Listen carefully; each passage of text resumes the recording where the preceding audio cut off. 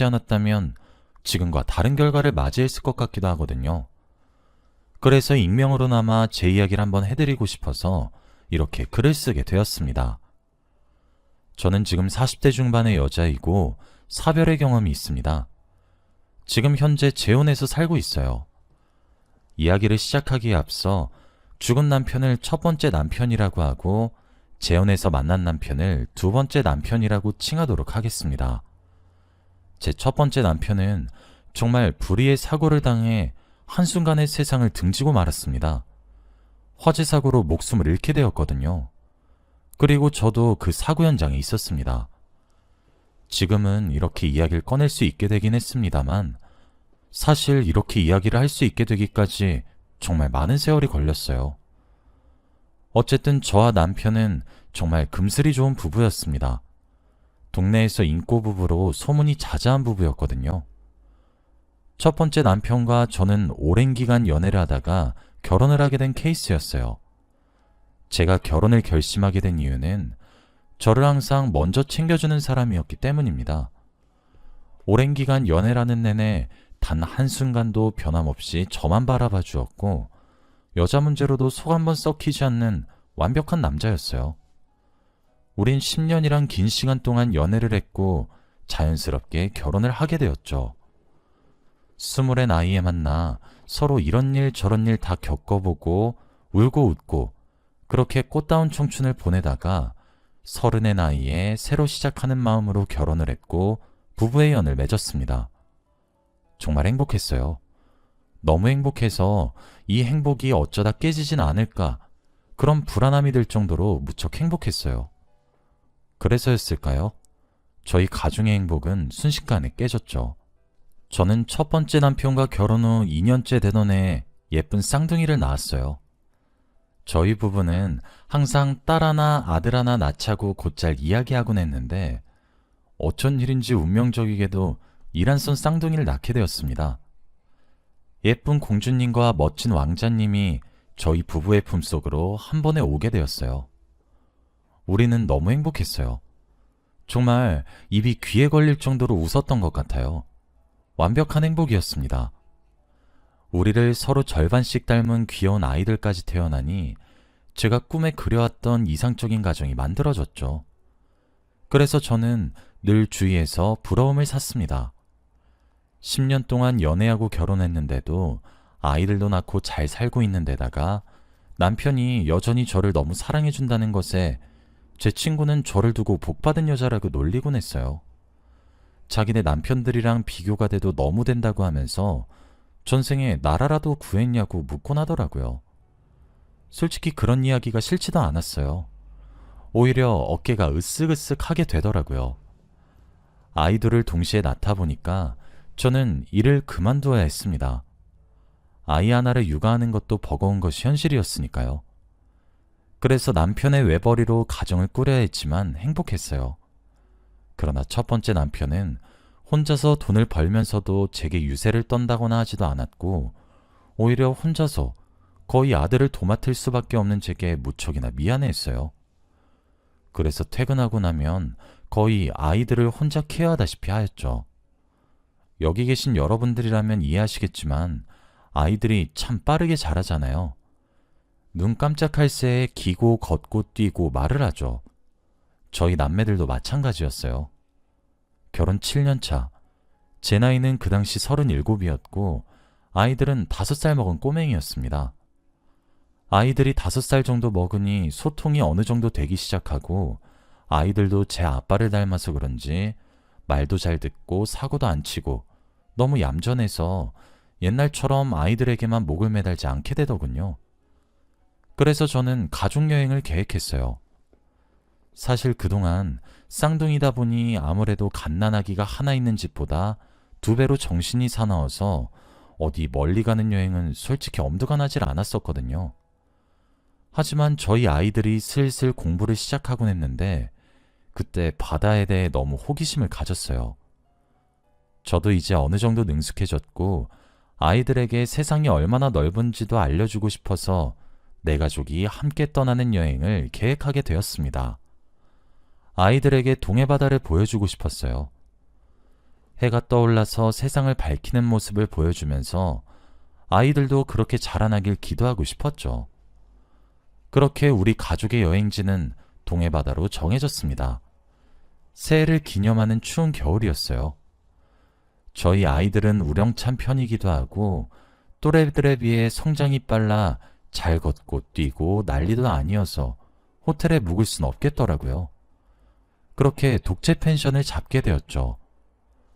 펜션은 동화책에 나오는 나무 오두막처럼 지어져 있었습니다. 목조 펜션이라 그런지 나무 향이 나는 것도 좋았고 아이들도 예쁘고 귀엽게 옷을 입혀놨더니 마치 헨젤과 그레텔 같아서 너무 사랑스럽더군요. 아이들은 무척이나 즐거워하기 시작했고 우리는 너무 행복했습니다. 그날 밤 무슨 일이 일어날지 한 치 앞도 모르면서 말이에요. 하루 종일 바다를 돌아다니며 이리 뛰고 저리 뛰며 에너지를 쑥 빼서 그런지 아이들은 골아 떨어졌어요. 밤이 깊었고 한참 잘 자고 있던 도중 누군가 저를 거세게 흔들기 시작했습니다. 눈을 뜨니 저희 숙소는 검은 안개로 뒤덮여 있었고 저를 흔들어 깨우는 사람은 첫 번째 남편이었어요. 시야가 어지러웠습니다. 정신을 차릴 수 없었어요. 첫 번째 남편은 제게 빨리 나가라고 눈짓을 했고 제게 외치기 시작했어요. 여보, 정신 차려.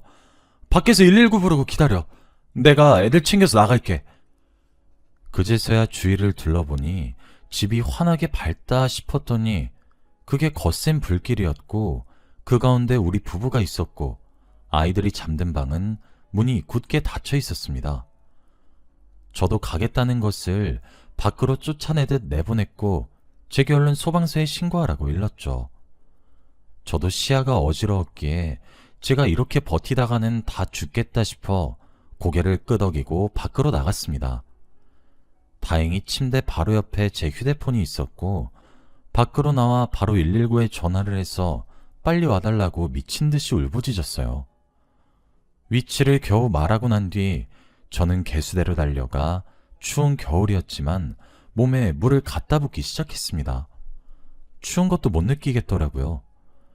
그리고 위에 입고 있던 티셔츠를 벗어 물을 먹인 후 호흡기에 가져다 대고 다시 불길이 거센 펜션으로 가족을 구하겠다는 일념 하나로 뛰어들어가기 시작했습니다. 그때 펜션의 입구문이 덜컹하는 듯 했어요. 그리고 그 순간 거짓말처럼 와르르 하며 모든 것들이 무너져 내리기 시작했습니다. 나무로 지은 펜션이라 그런지 불이 번지는 속도도 무척 빨랐나 보더군요.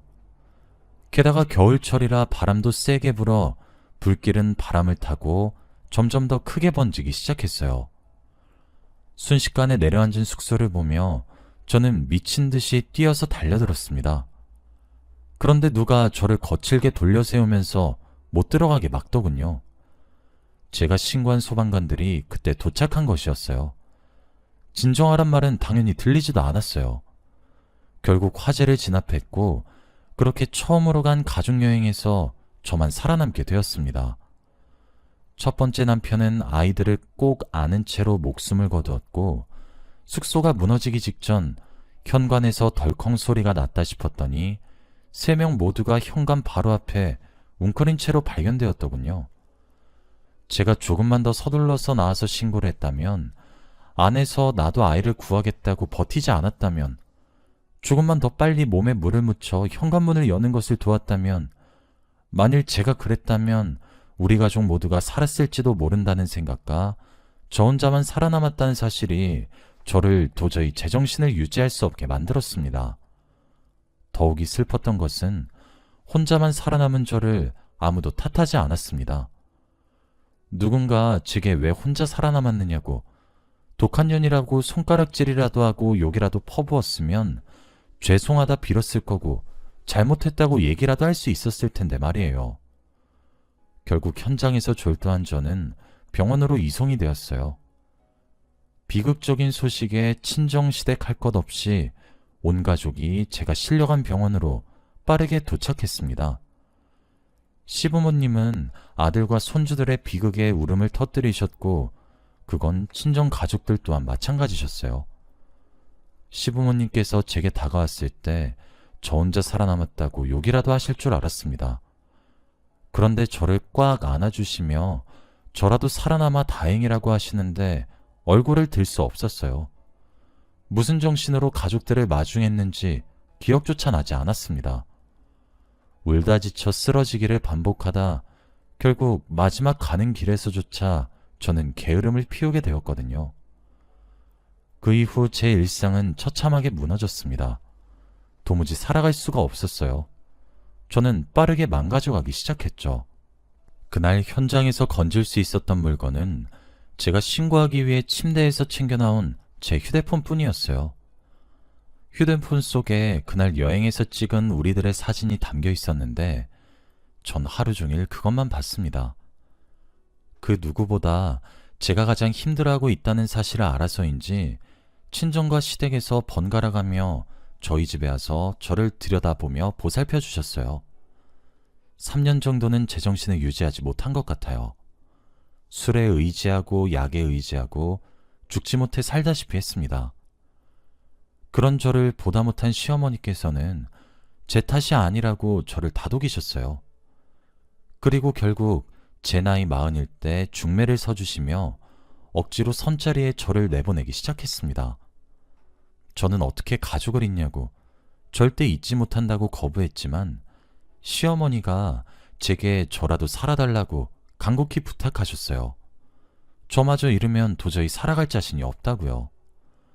그래도 저를 보면서 아들을 떠올리고 있는데 이러다 저까지 잃으면 어떡하냐고 하시면서 말이에요. 제가 10년을 연애했고 7년을 결혼 생활을 했고 3년 동안 미쳐갔으니 제 인생의 절반을 시어머니께서도 지켜보셔서 그런지 저를 딸같이 여기시는 것 같았어요. 게다가 첫 번째 남편이 외동아들이어서 시부모님께는 첫 번째 남편을 제외한 자식이 없었기 때문에 저를 못 놓으시기도 했고요. 저는 시부모님의 우리 아들은 네가 이렇게 망가지는 모습을 원치 않을 거야 라는 한마디에 선자리를 나갔습니다. 그러다 두 번째 남편을 만나게 되었어요. 지금 만나서 재혼한 두 번째 남편도 무척이나 좋은 사람입니다. 처음 제가 재혼을 결심하게 되었을 때 저희 집보다 시댁에다 먼저 알려드렸어요. 시부모님은 진심으로 축하해 주셨고 이제 거래를 두어야겠다며 섭섭해 하셨죠. 저는 첫 번째 남편 대신 살아남았다는 생각을 항상 하고 있었기 때문에 재혼하기 전에 두 번째 남편에게 한 가지 양해를 구했어요. 우리는 재혼을 하는 거지만 시부모님께서는 내가 망가지셨을 때 챙겨주셨고 자기 아들이 죽고 며느리 혼자 살아남았는데도 내게 나쁜 소리, 모진 소리 한 번 하지 않으시고 사랑으로 돌봐주셨던 분이라서 나는 그들을 외면할 수 없다고 말이에요. 당신의 집안에 며느리 노릇을 하지 않겠다는 말이 아니라 원래 시부모님들이 나를 들여다봤던 것처럼 나도 그분들을 한 번씩 들여다보며 받은 사랑을 돌려드리고 싶으니 이해해달라고 말이에요. 두 번째 남편 또한 과거 사별하고 저와 재혼하는 사람이기 때문에 충분히 제 심정을 이해할 수 있다고 제 의견을 존중해주면서 입장 정리만 잘해달라고 했어요. 그 이야기를 해드리니 고맙다고 하시며 우셨죠. 재혼으로 인해 만나게 된 새로운 시댁에서도 모든 상황을 아시고 어렵게 이해해 주셔서 제 결혼식에 첫 번째 남편의 부모님들도 초대할 수 있게 되었고요. 두 분 모두 기쁜 마음으로 제 재혼을 축하해 줬죠. 그렇게 평화롭게 지내던 어느 날이었습니다. 집에 돌아와 보니 누군가 제게 소송을 보냈더군요. 생전 처음 들어보는 이름이었고 제가 가진 재산에 대한 반환을 요구하고 있었습니다. 깜짝 놀라 변호사를 찾아가 자초지종을 알아보니 첫 번째 남편의 친자라고 주장하는 아이와 그 엄마가 나타났고 사고로 죽고 나서 받은 남편의 보험금과 기타 재산들의 유류분 반환을 청구하고 있다는 이야기였습니다. 저는 처음부터 끝까지 단 하나도 이해할 수 없었습니다. 첫 번째 남편이 바람을 피웠다는 것부터 아이가 있다는 점과 함께 말이에요. 제가 비록 지금 새로운 가정을 이루었고 첫 번째 남편과 아이들을 제 가슴에 묻고 살지만 이게 무슨 날벼락 같은 일이었겠습니까? 저는 바로 법적 대응을 준비하기 시작했습니다. 그리고 전 첫 번째 남편의 부모님께도 이 사실을 알렸고 변호사님의 합석을 전제로 제게 소송을 건 모자지간과 얼굴을 맞대고 만날 수 있게 되었습니다. 제 아이들이 살아 있었다면 딱 저 정도였겠구나 싶은 나이로 보이는 남자아이와 함께 저보다 한참 어린 여자가 들어오더군요. 저는 거들떠도 보지 않은 채로 첫 번째 남편의 부모님께 눈물로 호소하기 시작했습니다.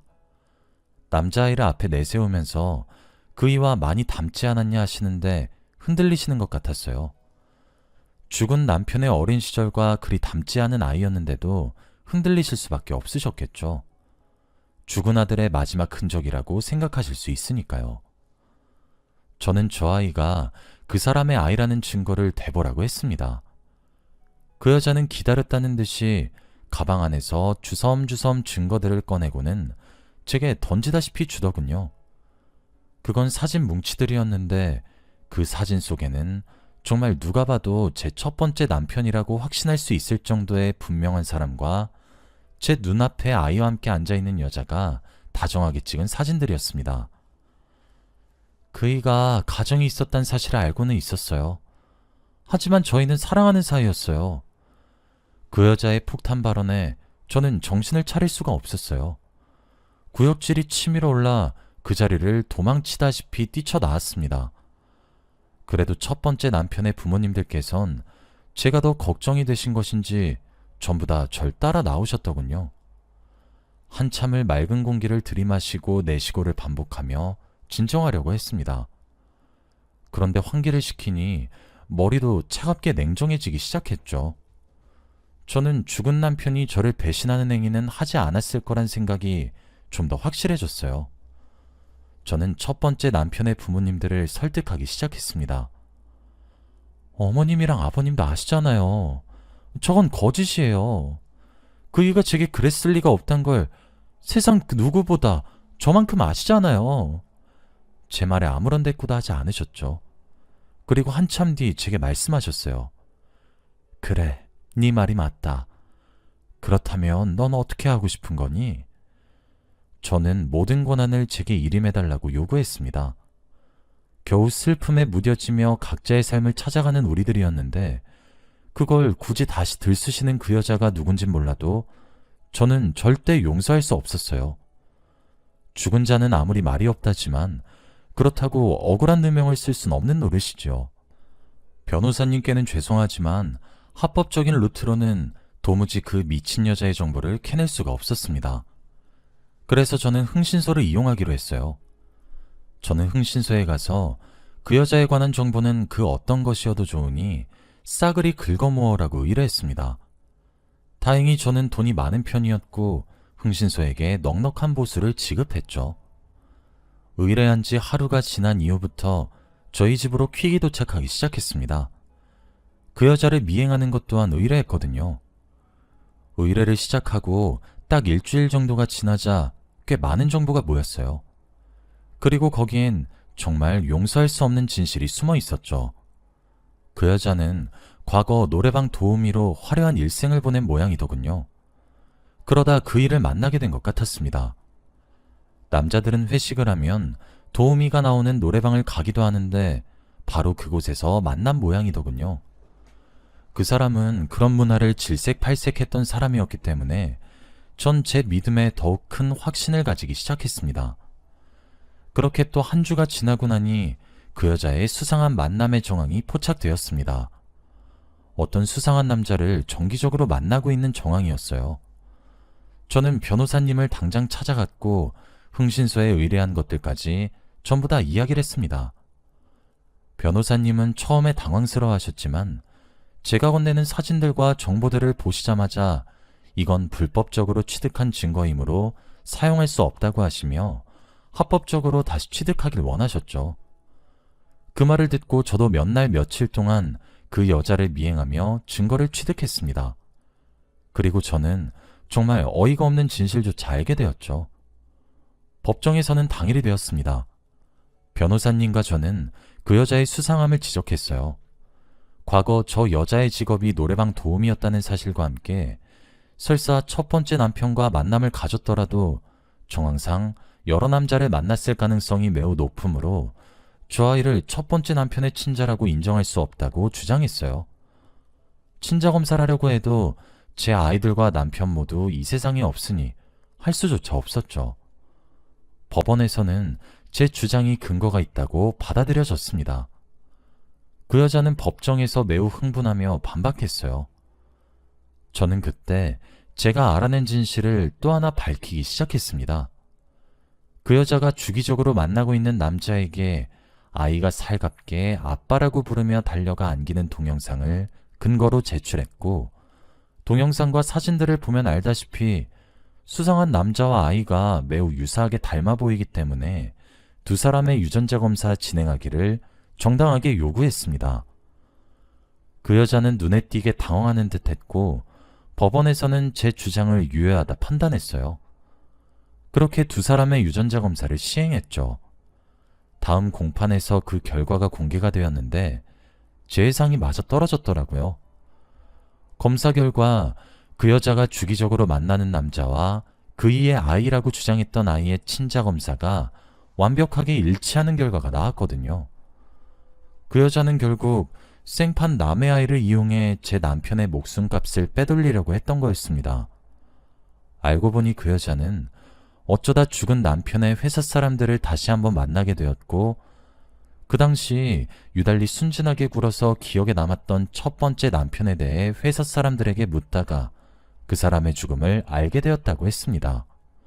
그 여자가 증거라고 내밀었던 다정한 연인 같은 사진들조차 모두 합승에 의해 조작된 증거였고, 첫 번째 남편이 가진 재산이 많았다는 정보를 입수하고 이 같은 범죄를 저질렀던 것이었습니다.